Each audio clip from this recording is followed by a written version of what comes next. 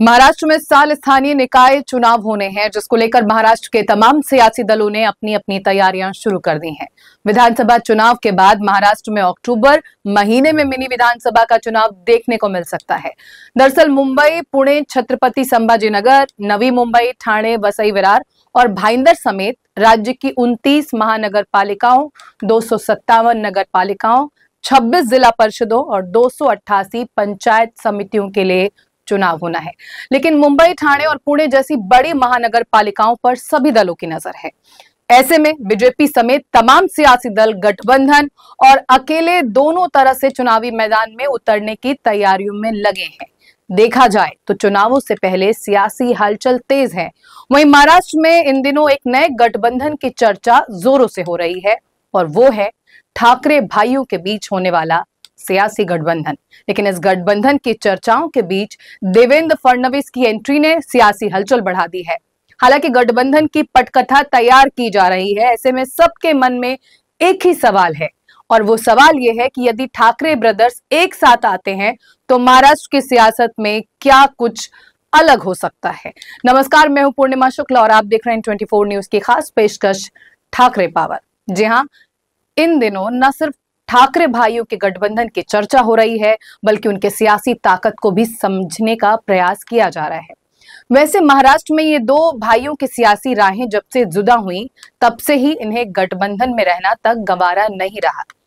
एक भाई की पार्टी जिस गठबंधन में रही, दूसरे भाई की पार्टी उसके विरोधी गठबंधन में। लेकिन अब इसे वक्त की नजाकत कहें या सियासी सर्वाइवल का सवाल, दोनों ही भाई एक साथ आने को तैयार नजर आ रहे हैं।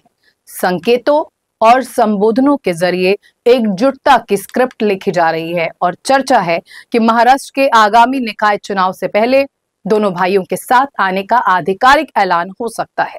महाराष्ट्र के सबसे प्रभावी सियासी परिवारों में से एक ठाकरे परिवार से आने वाले राज ठाकरे और उद्धव ठाकरे इन दिनों अपनी ही सियासी जमीन के लिए संघर्ष कर रहे हैं। ऐसे में दोनों के साथ आने की बात अब जोर पकड़ रही है। दरअसल ठाकरे ब्रदर्स की एकजुटता के चर्चे शुरू हुए राज ठाकरे के एक इंटरव्यू से। फिल्म अभिनेता और निर्देशक महेश मांजरेकर को दिए एक इंटरव्यू में राज ठाकरे ने उद्धव ठाकरे के साथ जाने को लेकर सवाल पर कहा था कि मुझे नहीं लगता कि साथ आना और रहना मुश्किल है। महाराष्ट्र और मराठी लोगों के अस्तित्व के लिए हमारे विवाद और झगड़े बहुत छोटे हैं। वहीं राज ठाकरे के इस बयान पर उद्धव ठाकरे ने सकारात्मक प्रतिक्रिया देते हुए कहा था कि छोटे मोटे झगड़े किनारे रखने को वो तैयार हैं। उद्धव ने पिछले दिनों ये भी कहा था कि संकेत नहीं, खबर देंगे। महाराष्ट्र की जनता जो चाहती है वही होगा। वहीं उद्धव ठाकरे और राज ठाकरे की एकजुटता के चर्चों के बीच एक बात को लेकर भी चर्चाएं लगातार हो रही हैं कि दोनों साथ भी आ गए तो महाराष्ट्र की राजनीति में क्या बदलेगा। जानकार दोनों की एकजुटता को सूबे की सियासत में बड़े बदलाव से जोड़कर देख रहे हैं। दरअसल उद्धव ठाकरे की इमेज कुशल संगठन शिल्पी, शांत और संयमित नेता की है। इसके उलट राज ठाकरे फायर ब्रांड राजनीति के लिए पहचान रखते हैं।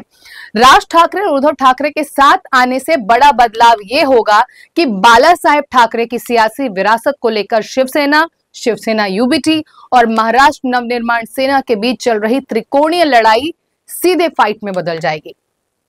वहीं हिंदुत्व के साथ राज्य की फायर ब्रांड मराठी पॉलिटिक्स का तड़का सत्ताधारी गठबंधन की राह में रोड़े अटका सकता है। राज ठाकरे और उद्धव ठाकरे अगर साथ आते हैं तो इससे ब्रांड ठाकरे मजबूत होगा।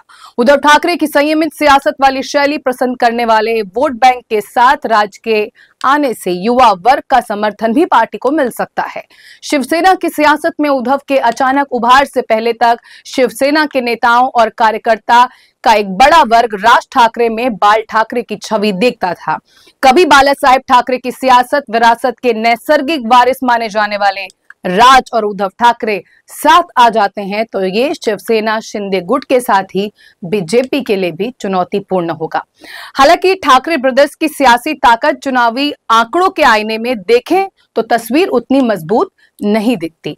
पिछले साल हुए महाराष्ट्र चुनाव में उद्धव ठाकरे की पार्टी शिवसेना यूबीटी ने 95 सीटों पर उम्मीदवार उतारे थे और 10% वोट शेयर के साथ 20 सीटें ही जीत सके थे।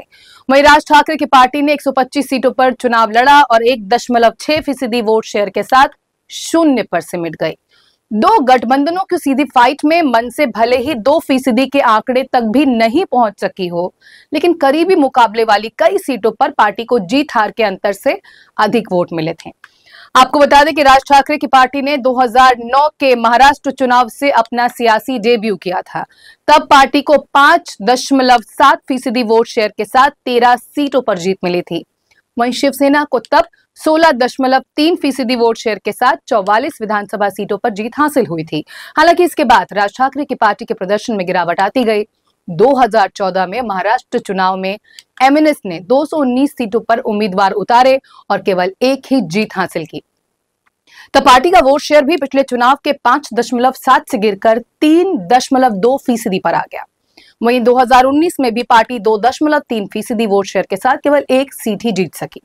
आपको ये भी बता दें कि महाराष्ट्र के 2024 चुनाव में एनडीए की 2/3 बहुमत से जीत असली नकली शिवसेना की जंग में शिंदे की पार्टी के भारी पड़ने के बाद उद्धव ठाकरे के सामने भी सर्वाइवल का सवाल है। वहीं राज के साथ आने से उनकी बाला साहेब ठाकरे की सियासी विरासत पर दावेदारी मजबूत हो सकती है। इसके अलावा राज का ब्रांड ठाकरे भी शिवसेना छोड़ अपनी पार्टी बनाने के बाद लगातार कमजोर पड़ता गया, जैसे चुनाव दर चुनाव आंकड़े बता रहे हैं। ऐसे में राज ठाकरे को भी ब्रांड ठाकरे की जरूरत है। कुल मिलाकर यदि गठबंधन होता है तो महाराष्ट्र की सियासत में ठाकरे परिवार अपने संघर्ष को कामयाब करने में सफल हो सकता है। हालांकि चुनावों में दोनों का क्या फायदा होगा, ये तो आने वाला वक्त ही बताएगा। वैसे भी दोनों भाइयों के बीच पड़ी फूट का फायदा काफी उठाया जा चुका है, उठाया जाता रहा है। वहीं संभावित खतरे को देखते हुए विरोधियों की तरफ से इस गठबंधन पर रोड़े जरूर डालने की कोशिश होगी। ये भी साफ है जिस तरह से मीटिंग फिक्स की गई, बंद कमरे में मीटिंग की राज ठाकरे और मुख्यमंत्री देवेंद्र फडणवीस ने। फिलहाल इस पेशकश में इतना ही। बाकी की ताजा तरीन खबरों के लिए आप देखते रहें 24 न्यूज। मुझे दीजिए इजाजत। नमस्कार।